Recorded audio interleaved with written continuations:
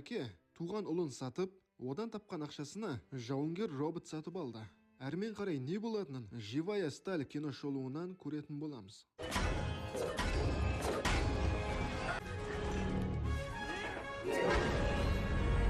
Фильм жақын болашақты көрсетеді.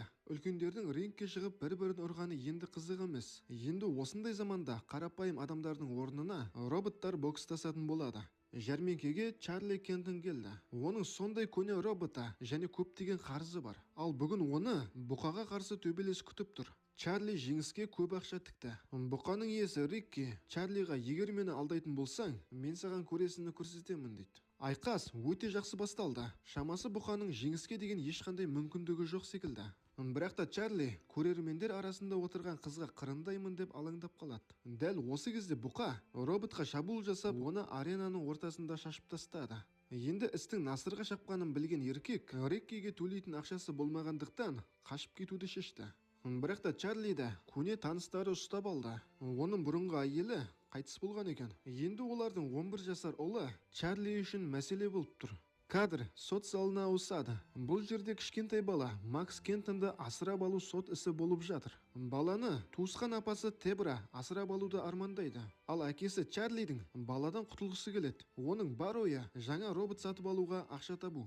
Осылайша сот залына келген Чарли Дебра мен оның жолдасына қарап, басына керемет бір ой келді. Бұл жұптар өте бай ауқатты тұрады. Чарли Марвинге әйелін қуантуды ұсынды. Бар болғаны $100,000 беріңдер, және мен баланы асырап алудан бас тартамын дейді. Осылайша екі жақта келісімге келді. Марвин бірнеше айды Тасканда баласыз өмір сүргісі келеді. Ал бұл уақыттың ішінде бала Чарлидің қасында болады. $50,000 дәл қазір береді. Ал екінші $50,000 Дебра екеуі баланы алып кетуге келгенде береді. Чарли көне бокс залына келеді. Бұл жер оның құрбысы Бейлиге тиесілі. Әйел техник болып жұмыс жасайды және қарызға белшесінен батқан. Әйел Чарлидің шытырман оқиғасынан шаршаған және оның робобоксты тастағанын қалайды. Алайда Чарлиға әйелдің не ойлайтыны қызық емес. Марвин өзі уәде еткен $50,000 және баланы алып келеді. Сөйтсе, бала өте ақылды екен. Ол әкесінің өзін ақшаға сатып жібергенін бірден түсінді және табыстың бір бөлігін талап етеді.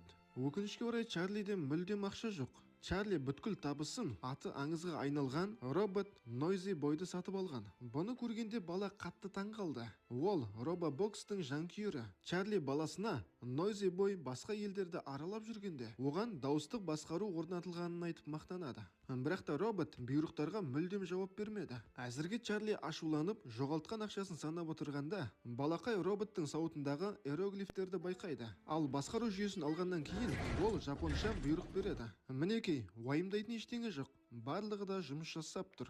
Қатты қуанған Чарли роботты жекпе-жекке шығаруға асықты. Ол балақайға Бейли қарайды деп ойлады. Бірақ та Макс әкесімен бірге барғысы келеді. Бопсалау мен қоқаң-лоқы көрсетудің арқасында Макс Чарлиді өзін ертіп әкетуге көндірді. Чарлидің ақша табуға асыққаны сонша, ол роботпен дұрыстап дайындалмады. Макстың қарсылығына қарамастан, ол роботын мықты қарсыласпен шығаруға келісіп қойды. Төбелес кезінде Чарлидің Noisy Boy'ды басқаруды дұрыстап зерттемегені көрініп тұр. Ол аузына келген атауларды айта берді. Қарсылас аренада Noisy Boy'дың тасталқанын шығарды. Осылайша бұрынғы чемпионнан тек қана темір қалдықтары мен май жалшықтары ғана қалды. Балақай Макс қатты ашулы. Ол әкесіне ренжіп тұр. Өзінің жауапсыздығының кесірінен Чарли өте мықты роботты жерлеп, оны қоқысқа тастай салды. Макс ашулы, өйткені әкесі оны да керек емес қоқыс секілді өмірінен ысырып тастай салған еді. Чарли Noisy Boy'дан дауыспен басқаратын модульді алып, қоқыс жиналған жерге қарай барды. Жерге түскен жарықтардан жасырынып, әкесі мен ұлы қажетті бөлшектерді іздейді.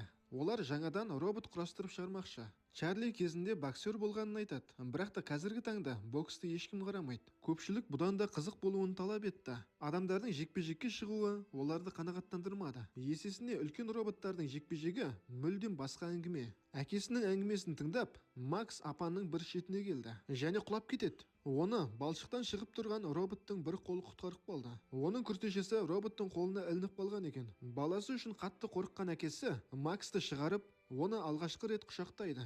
Бірақ отбасылық махаббат ұзаққа созылмады. Макс роботты қазып алып өзімізбен бірге әкетуіміз керек, өйткені ол менің өмірімді құтқарды дейді. Сонда Чарли ашуланып, сені құтқарған мен, робот емес дейді. Әкесі кетіп қалды, ал ұлы таң атқанша осында қалып, роботты қазып алды.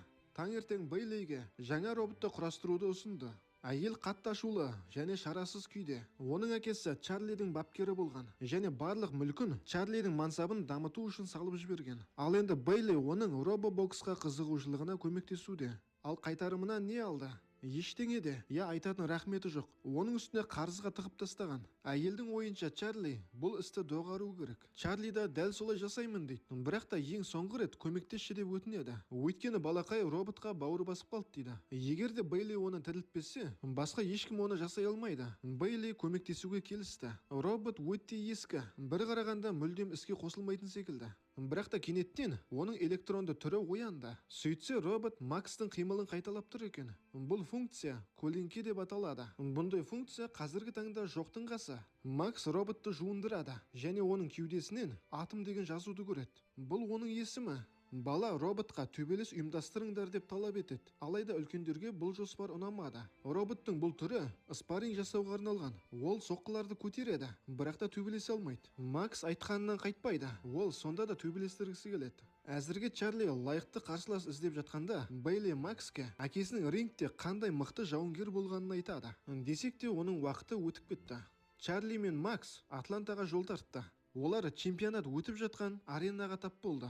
Олар мұнда аты аңызға айналған робобокстағы чемпион Зевсті өз көздерімен көреді. Макс өте қуанышты. Ол өзінің кумирімен жолықты. Есесіне Чарлиде бүгін сәтсіз күн. Одан барлығы бас тартады. Енді зообақта жекпе-жек ұйымдастыруға тура келді. Ең төменгі деңгейдегі жер асты аренасында. Макс түнімен ұйықтамады. Көлеңке функциясы арқылы роботқа командалар орнатады. Зообақта Макс саудаласып бәске түседі. Егер де менің роботым құрығанда бір раунд шыдап берсе, $1000 аламын дейді. Ал бір раундтың ішінде жеңілетін болсам, менің роботымды алып кете бер дейді. Жекпе-жек қорқынышты басталды. Балаға тәжірибе жеткіліксіз. Десек те, көне темір қалдығы соққыны өте жақсы көтереді екен. Атом бірінші раундқа берілмегені былай тұрсын, ол екінші раундқа да шықты. Бірақ та жеңуге деген мүмкіндігі өте аз. Алайда қарсыласы да жекпе-жектің ортасында өздігінен қирап қалатын көне темір екен. Жаңадан келгеннің белсенділігін байқаған тобыр арасындағы еркек тағы да жекпе-жек ұйымдастыруын сұрайды. Макс жаттығуға кірісіп кетті. Атомды басқару оңай болу үшін Noisy Boy'дың дауыспен басқару функциясын енгізеді. Бір күні бокстан шаршап, Макс билей бастады. Робот қайталайды. Ал олардың биін Чарли тамашалауда. Ол ұлына биді өздерінің фишкасы ретінде қолдану керектігін айтады. Өйткені көпшілік осындай нәрселерді жақсы көреді. Макс бұл ақмақтық секілді көрінер деп қорқады. Чарли айтқаннан қайтпайды. Макс келіседі. Бірақ та бір шарты бар. Әкесі тәжірибесімен бөлісіп, роботты жаттықтыруы керек. Чарли жаттықтыруға кірісті. Атомның аты шығып, оның биі жайында халық айта бастады. Ол жеңіске жетіп жүр және ақша көптеп келе бастады. Әкесі мен ұлы бір-біріне бауыр басып келе жатыр. Күтпеген жерден Атомға Американың ең басты аренасына жекпе-жекке шығуға ұсыныс түсті. Бұл жерде тіпті Зевстің өзі өнер көрсетеді. Жекпе-жек алдында Макс пен Чарли да миллиардерша және Зевстің қожайыны Фара Ленкова шай ішуге шақырады. Бұл жерден Макс Зевсті құрастырып шығарған Така Машидоны да кезіктіреді. Фадра әке мен балаға атомды маған сатыңдар деп ұсыныс тастайды. Өйткені Зевске спарринг серіктес керек. Чарли келісетінін айтып қуанады. Бірақ та Макс үзілді-кесілді қарсы. Ол атомды жақсы көреді. Чарли өздерін мықты қарсылас күтіп тұрғанын ескертеді. Және жарты сағаттан кейін жақсы көретін ешкімді де таппай қаласың дейді. Аренада атомға қарсы екі басы бар тұтас топ басқаратын робот ортаға шықты. Ескірген атомның ешқандай мүмкіндігі жоқ. Әлде бар ма? Чарли қарсыластың ақауын байқады және оның іс-қимылдарын аңғарып, жеңіске жетті. Осы сәтті пайдаланып Макс жүргізушіден микрофонды алып, әйгілі Фадра Ленкованың өзін, яғни Зевсті жекпе-жекке шақырады. Жекпе-жектен кейін Чарлиге қарызы бар екенін есіне түсіреді. Рикке бұқасымен шайқастан кейін Чарлидің қашып кеткенін кешірмеген екен. Және ол достарымен бірге Чарлиді баласының көзінше соққыға жығып тастады. Автобөлшекті OLX-тен ізде. Барлық сұранысқа сай көптеген бөлшек. Өзіңдікін OLX-тен тап. Жығып тастады. Келесі күні таяқ жеген Чарли Максты керемет ғимаратқа әкелді. Макс Фара Ленковамен кездесеміз деп ойлады. Ал шынына келетін болсақ, баланы туысқан әпкесі Дебраға әкелген. Кешегі төбелестен кейін Чарли ұлының қасында болғаны өте қауіпті екенін түсінді. Дебраның жолдасы Чарлиге келісілген $50,000 бергелі жатыр. Бірақ та Чарли ақшаны алудан бас тартты. Ол Макспен сөйлесуге тырысады, алайда баланың көңілі қатты қалған. Макстың жалғыз қалауы әкесінің өзін біреуге бере салмай, ұлы үшін соңына дейін күрескені. Чарли баласынан ажырағанын ауыр қабылдады. Жалғыздықтан қиналып, Бейлиге қайта оралды. Сонда әйел, сен өте жаман әке болдың, бірақ та барлығын түзетуге әлі де кеш емес дейді. Бейлидің сөзіне жігерленген Чарли оны сүйіп кетіп қалды. Дебра әпкенің үйіне келгенде, Максты бір кешке босатыңызшы деп рұқсат сұрайды. Фара Ленкова жекпе-жекке келісіпті. Демек олардың әлі аяқталмаған бір ісі бар. Нью-Йоркта бұрын соңды болмаған жаңалық. Чемпиондық белдікке таласатын жекпе-жек. Әйгілі Зевс пен жаңадан келген Атомның арасында. Зевсті құрастырушы Така өте ашулы. Өйткені Зевстің бұл жекпе-жекке шығуының өзі масқара болып табылады. Бірақ та жекпе-жектен бас тарту чемпионның беделіне нұқсан келтіреді. Рикки мысқылдап күледі. Ол $100,000 Атом бірінші раундта жеңіледі деп бәс тікті. Шайқас басталды. Зевс Атомды аямастан соққыға жықты. Бірақ та Атом әрдайым орнынан тұруға күш табады. Зевс Атомды рингтің бұрышына әкелді. Ол Атомның шаруасын бітіретін соққысын жасайын деп жатқанда қоңырау шырылдады. Рикки ұтылғанын түсінді. Ол қашып кетуге тырысуда, бірақ та қаша алмады. Ол да дұрыс, өзінің жазасын алсын. Раунд ізінен раунд өтіп жатыр. Көрермендер таң қалуда. Жекпе-жектің соңына таман Атомның дауыспен басқару функциясы бұзылып қалды. Чарли шарасыз күйде. Атом дауыстық командаларды естімейді. Сонда Макс тығырықтан шығатын жолды айтты. Иә, Атом естімейді, бірақ та оның көзі көреді. Соңғы раундта Чарли көлеңке функциясын пайдаланады. Ол бокстасады, ал Атом оның қимылдарын қайталайды. Зевсті құрастырған Така ашуланғаннан басқару пультіндегі адамды қуып, оның орнына өзі отырды. Сыртынан қарағанда Зевс Атомды қирататын секілді. Алайда шын мәнінде Чарли Зевске қарсы тұзақ құрып қойған. Зевстің қуат көзі таусылайын деп жатқанда, Чарли керемет соққыларын көрсетіп, Зевсті құлатуға да өте аз қалды. Екі қарсылас та аяқпен тұр. Демек жеңімпазды төрешілер анықтайды.